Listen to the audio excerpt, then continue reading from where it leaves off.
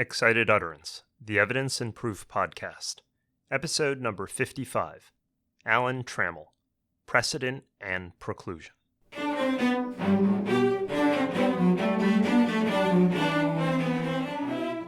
Welcome to Excited Utterance. I'm your host, Ed Chang from Vanderbilt Law School. Excited Utterance is your podcast for cutting-edge scholarship and developments in the world of evidence. We bring virtual workshops to you throughout the academic year. This week, our guest is Alan Trammell. Alan is Assistant Professor of Law at the University of Arkansas School of Law, where his teaching and research interests are in civil procedure, federal courts, and conflicts of law. Our podcast today features Alan's new article, Precedent and Preclusion, which was published in the Notre Dame Law Review. In it, Alan explores two doctrines that you might not ordinarily examine together, issue preclusion and the rules governing precedent. But if you think about it, the two doctrines are effectively asking the same thing. What is the effect of a prior ruling or determination of an issue? Or from an evidentiary perspective, when is a prior determination permissible as a method of proof in the current litigation? At stake is nothing less than some of our most cherished due process values, and often in some pretty high-stakes cases, like class action certification. Whether you agree with him or not, Alan's discussion is sure to make you think. Alan, delighted to have you on Excited Utterance. Welcome. Thank you very much, Ed. You set up a really interesting juxtaposition in your paper between preclusion, and here specifically it's issue preclusion, and precedent. And as you talk about in the paper, the two of them are often viewed to be completely different doctrines, but to your mind, they really effectively address the same issue. Tell us why we should think about them in conjunction.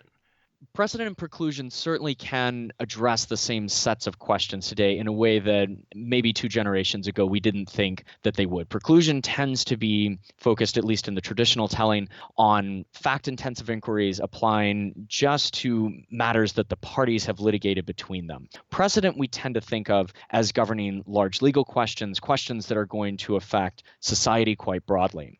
As it turns out, precedent is now governing some pretty fact-intensive inquiries. The paper goes through a few examples of that, but I think the more remarkable development is that preclusion is no longer applying just to intensive factual inquiries, that it's governing mixed questions of law and fact, and it's even applying to pure questions of law. And so you see that in a number of instances, courts are saying, well, we can't address this through the lens of preclusion. Preclusion is going to apply only to people who have had their day in court, but we can apply precedent to govern the exact same inquiry. So what you're saying is effectively this law-fact distinction, which traditionally broke up precedent and preclusion, has collapsed. And in your article, you have a bunch of examples for why it collapsed. Can you share a couple of these examples with us? Sure. I think that on the preclusion side, it's pretty evident what has been going on. A lot of courts started to say in the 1960s and 1970s that it was becoming increasingly difficult to differentiate between something that was a purely factual question as opposed to a mixed question of law and fact, or even the application of law to facts. And they said, and you know what? The game isn't even worth the candle, because the whole purpose of preclusion is that if you have had a full and fair opportunity to litigate a matter, then you should be prevented from relitigating that matter in a subsequent lawsuit.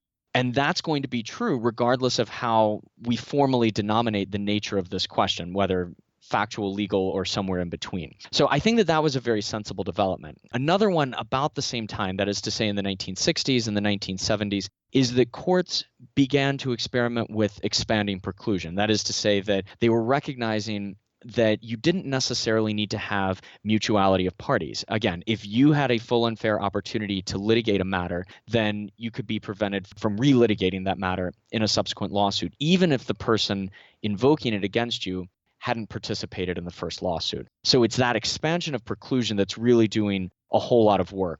I would say that on the precedent side, again, it's a little bit more surreptitious, but a couple of scholars have been documenting this in, I would say, the last 15 years, namely a phenomenon whereby precedent has become a whole lot less flexible than it used to be. The idea that, for instance, federal courts of appeals abide by a rule of absolute stare decisis, that lower courts are absolutely bound by their higher courts. And as a result, we see precedent somewhat ossifying. It's becoming as rigid as preclusion is.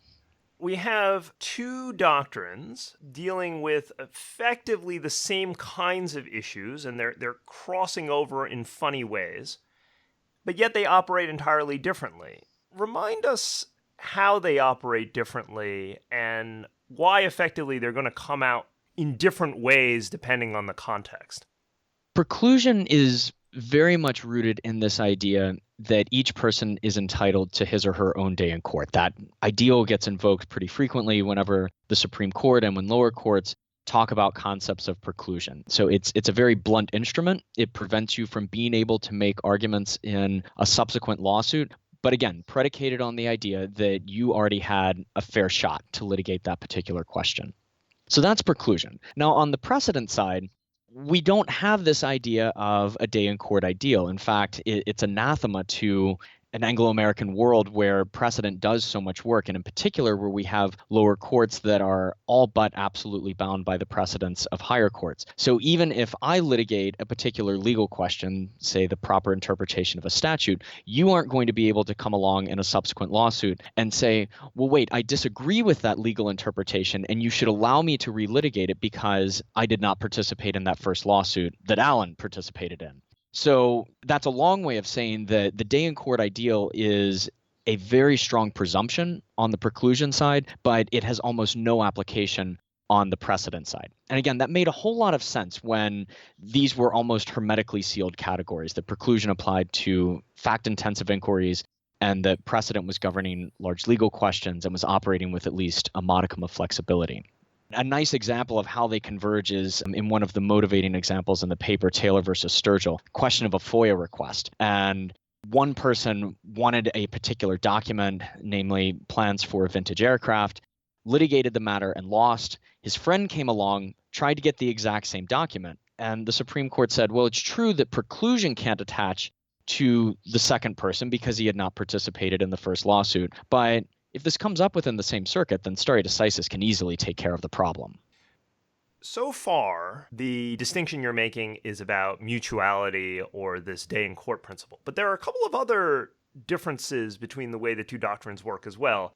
And just to get those on the table, one is a timing issue. You talk about how precedent, effectively, because it's the law, you can raise those kinds of claims at any point, whereas preclusion is waived if not raised. And then there are funny scope issues as well, right? That precedent, as we know, is confined to certain circuits, or it depends on where the precedent is coming from, but there are these various restrictions on where you can use precedent, at least binding precedent.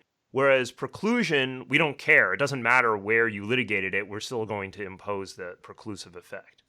That's absolutely right. I've said that one might think about preclusion as an even more powerful tool than binding precedent, because preclusion can reach far beyond the jurisdictional confines of a court. So if you litigate a particular matter and it is resolved adversely to you, then that finding is going to bind you not just in that jurisdiction where you initially litigated, but anywhere else in the entire United States where you try to raise that same issue again. It's also going to move in a direction that we don't normally think about, at least when we're thinking about precedent. That is to say that a lower court finding could even bind a higher court in subsequent litigation. So if you don't appeal that adverse finding from the first litigation, then a higher court in subsequent litigation might say, and in fact under preclusion would be bound to say, we are not allowing you to revisit this. So that's why I say that preclusion might be a more powerful tool than precedent. And I like those distinctions that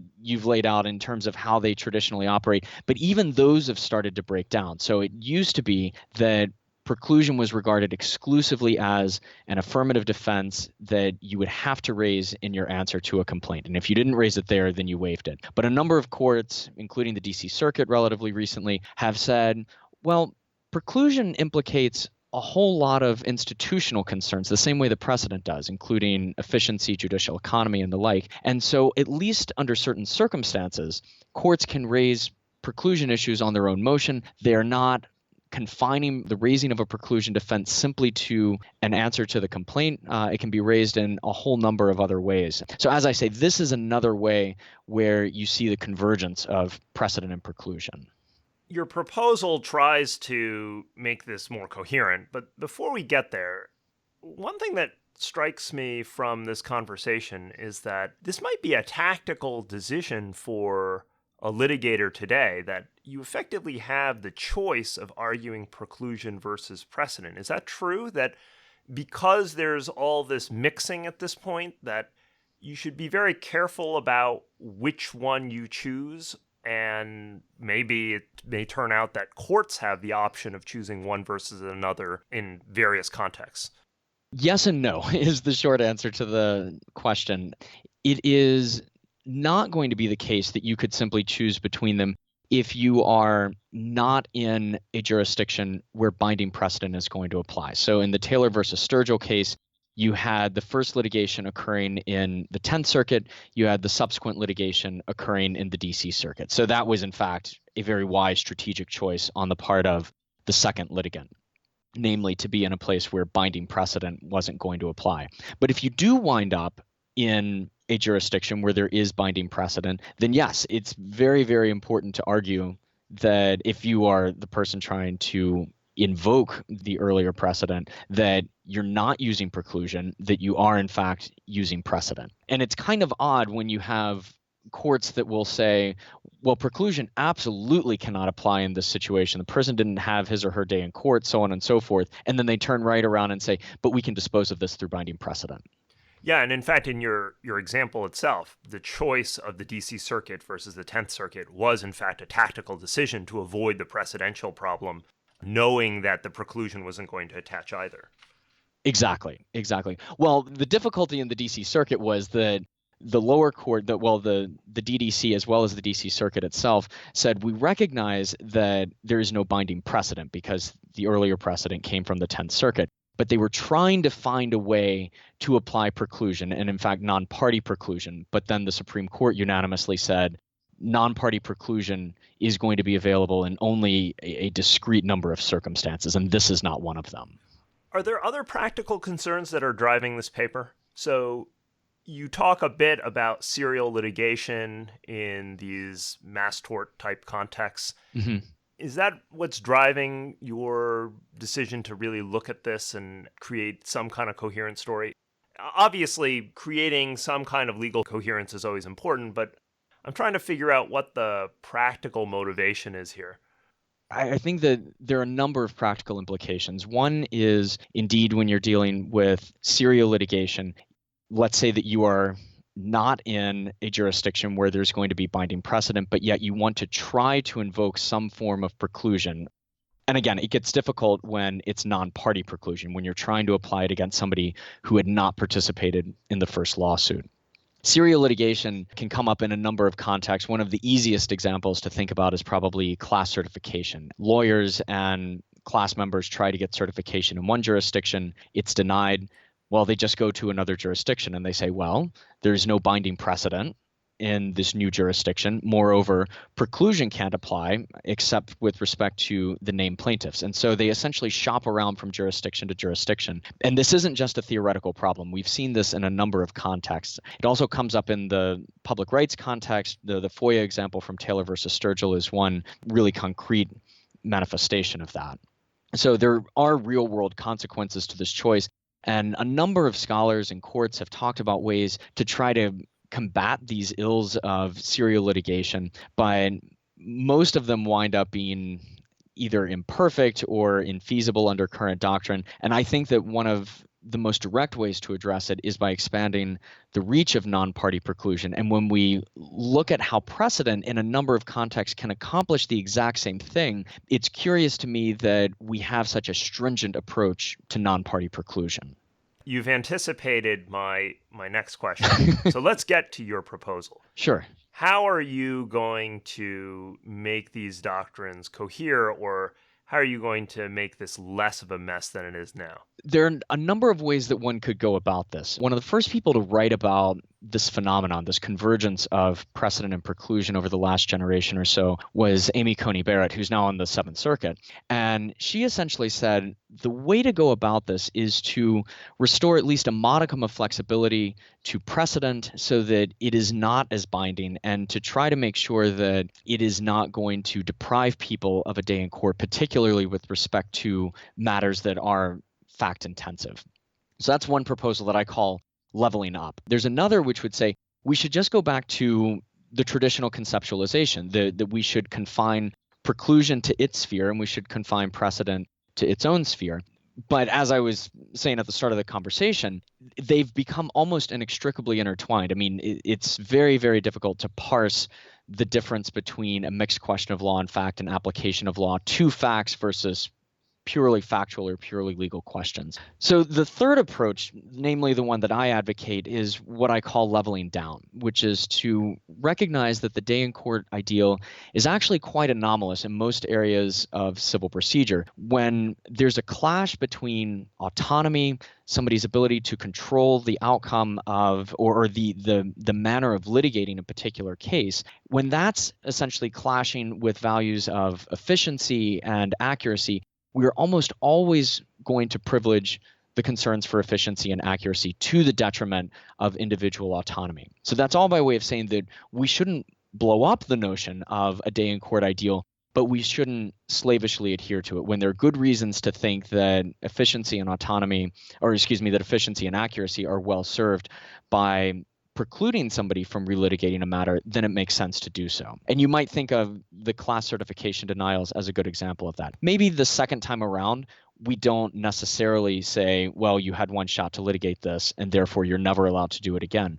But by the time we're on the fourth, fifth, and sixth attempts, perhaps it's a good idea to say, you haven't had just one shot at this. You've had 4 or 5 shots at this, and you've lost every single time. This is a good situation where we're going to preclude you from relitigating that matter.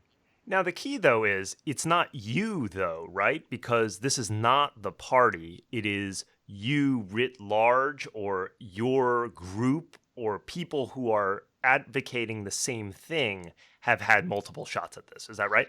That's correct. Now, in the class certification context, it gets a little bit dicey because the U is a putative class. Now, because the class hasn't been certified, it's not technically the people who have litigated the question, but it's the same group of people who are trying to persuade a court that they cohere in a way that makes sense to litigate together. So it is true that the U is not the person who has actually litigated the matter, but somebody who is adopting a similar argument or a similar approach. Let me see if I can characterize your position, and you tell me whether I've got this right. It seems to me that what you're advocating for is a call to what you might call epistemic deference, that it's efficient for one court to assume in good faith that another court is going to reach the right result, and if many courts have reached the same result, then you should simply go along with the other courts. That's both, in your words, efficient because you don't have to relitigate the case, and it's potentially more accurate because once you have this body of case law that is arriving at the same conclusion, chances are pretty good that it's right, or at least it's quote-unquote right within the context that we're talking about. Or in some ways, when I'm very, very candid about it, it's right enough for due process purposes. Right. But I think that that's absolutely a correct way to summarize my position on this. Let me make an extension of your idea to evidence law, and you tell me whether this seems to make sense as well. Expert evidence rulings are typically reviewed for abuse of discretion, which really is similar to issue preclusion regime, I think, because non-parties can relitigate the scientific reliability matter again and again because it's really about the trial court's discretion, even though, if you think about it, a scientific technique should either be reliable or not in a global sense. If we applied your ideas to that problem, I think what you see is rules of precedent starting to apply to the admissibility of scientific techniques. So if there are many, many courts that arrive at a particular conclusion about a particular technique, then other courts really should heed what those other courts are doing and follow along the prevailing trend. I think that there certainly are parallels. If you think about it through the lens of precedent, the way that you've described it is the natural model of precedent, which is to say precedent that is merely persuasive. There is this epistemic deference, there's this accumulation of knowledge, and a number of courts can say, well, perhaps I don't have to reinvent the wheel. A number of my learned colleagues have examined this in great depth, and therefore I'm going to accord a certain amount of deference to the work that they've already done. Precedent gets problematic really only when a court at time 2 or some subsequent time looks at an initial determination and says, I think that's wrong, but I'm bound to follow it anyway. And that's when the most difficult defenses of precedent become necessary. Now, on the preclusion side of things, I think that what you would be saying to, as a judge, to the litigant is, this has already been litigated so many times, and you simply are going to be prevented from challenging the findings of earlier courts. I actually don't even know whether they are correct or not, but it's been litigated so much that I'm simply not going to allow you to advance those arguments in my court. So it winds up being slightly different, but the level of bindingness of preclusion and precedent can get to a point where it shuts out people and prevents them from making these arguments. But the whole reason that you would do so is that background norm of epistemic deference. Even if in any individual case, somebody might be able to argue that an earlier precedent was incorrect. Final question for you. What are the next steps in this project? Are there further issues that you plan to develop along these lines, or perhaps are there areas that others who are interested in this area should think about pursuing? Absolutely. There's one that's probably a little less theoretical that I'm working on right now, which is how some of these ideas apply in the context of the raging debate about the propriety of nationwide injunctions. And nationwide injunctions are raising, in some ways, the converse problem, which is not how do you bind somebody to an adverse decision in which that person did not participate, but do you allow somebody to take advantage of what they regard as a good decision, a favorable decision, namely with respect to the government? And I think that there's a whole lot that one can say to cash this out. There are a number of scholars who have started to weigh in on this, who have argued that there are either structural or constitutional problems with nationwide injunctions issued by a single district court judge.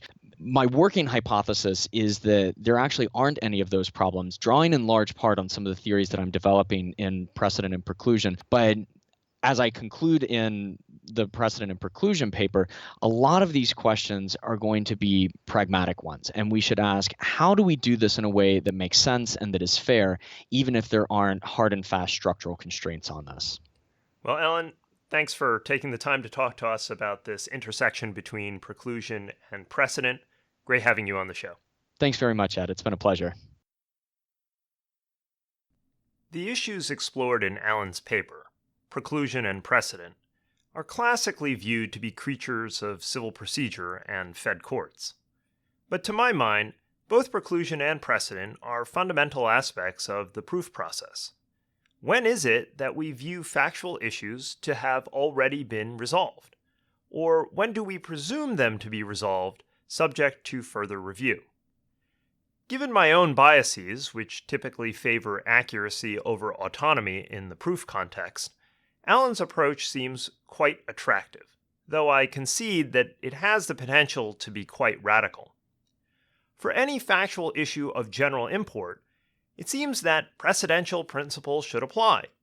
Whether a technique is sufficiently reliable, whether a particular plane crash was caused by negligence, even whether a drug causes a disease. These are all things for which there really should be only one answer. And because courts should view other courts as epistemic peers, the principle of epistemic deference suggests that we shouldn't relitigate general factual issues repeatedly. The current court should listen to the previous courts, And the more numerous and more consistent the previous courts, the more the current court should listen. Just because the current party didn't participate in those previous cases shouldn't really matter. After all, as Alan points out, we impose legal precedent on non-parties all the time. But note that this move to a precedent perspective cuts both ways. So even if the same two parties are trying to relitigate the same issue, perhaps there should be the possibility, however slim, of reopening a final judgment. The strong presumption is, of course, against it. But if there's new evidence or extraordinary circumstances, perhaps the usual preclusion rules should yield. Such flexibility would be useful in places like toxic tort litigation, where the evidence may change over time. Whatever your view of Alan's proposal, I hope that it has made you think more deeply about preclusion and precedent. I know that for me, I've been struggling with these ideas ever since I read his article. Support for Excited Utterance is generously provided by Vanderbilt Law School's Branstetter Litigation and Dispute Resolution Program, as well as the Vanderbilt Institute for Digital Learning. The associate producer is Alex Nunn, and the production editor is Grace DiPietro. Additional production assistance is provided by Aaron Parr Carranza, and music is provided by the Vanderbilt University Blair School of Music's Children's Cello Choir under the direction of Kirsten Castle-Greer. I'm your host, Ed Cheng, and I hope you'll join me again next time when we take on another new work in the world of evidence and proof.